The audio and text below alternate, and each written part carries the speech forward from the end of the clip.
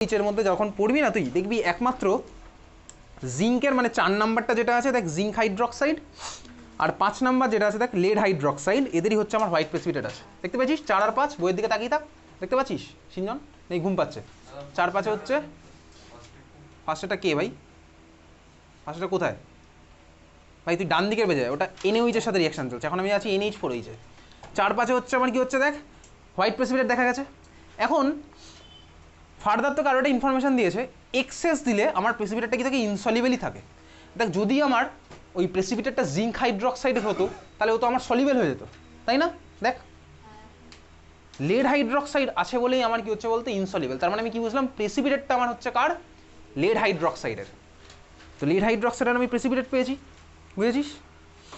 এখন lead হাইড্রক্সাইডের precipitate পাওয়ার জন্য আমি স্টার্টিং ম্যাটেরিয়ালটা কি নিয়েছি বলতো, এইবারে তোর মনে করছিস লেড নাইট্রেট নিয়েছিস, লেড নাইট্রেট নিয়েছিস।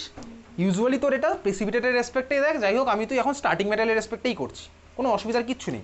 তার মানে আমি এখান থেকে কী কনক্লুশনে আসলাম বলতো, এক্স আমার কে লেড নাইট্রেট, বোঝা গেল?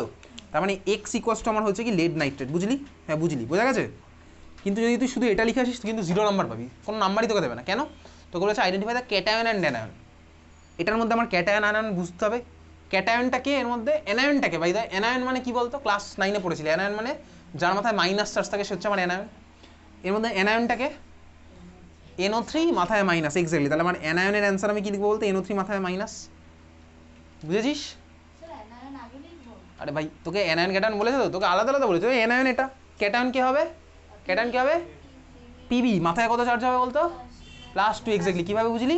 তার কারণ তাহলে আমার অ্যান্সার কি হচ্ছে ক্যাটায়ন ইকুয়ালস টু এটা, অ্যানায়ন ইকুয়ালস টু ওটা। পিবির মাথায় +2 চার্জ বুঝবো কীভাবে? দেখ ভাই আমার NO3 -1 দুটো আছে, তার মানে আমার টোটাল মাইনাস চার্জ কত, -2। তাহলে আমার প্লাস চার্জটা তো ওভারঅল +2ই হতে হবে, তাই না? বুঝেছিস? তাহলে পিবি আমার মাথায় +2। ক্লিয়ার? কি বুঝিস নি বল? দেখ ভাই NO3 আমার -1, ওভারঅল তো মলিকুলটা নিউট্রাল, তাই তো মাথায় কোনো চার্জ নেই মানে নিউট্রাল 0 আছে। এবার টোটাল যা প্লাস হবে টোটাল তো মাইনাস হবে।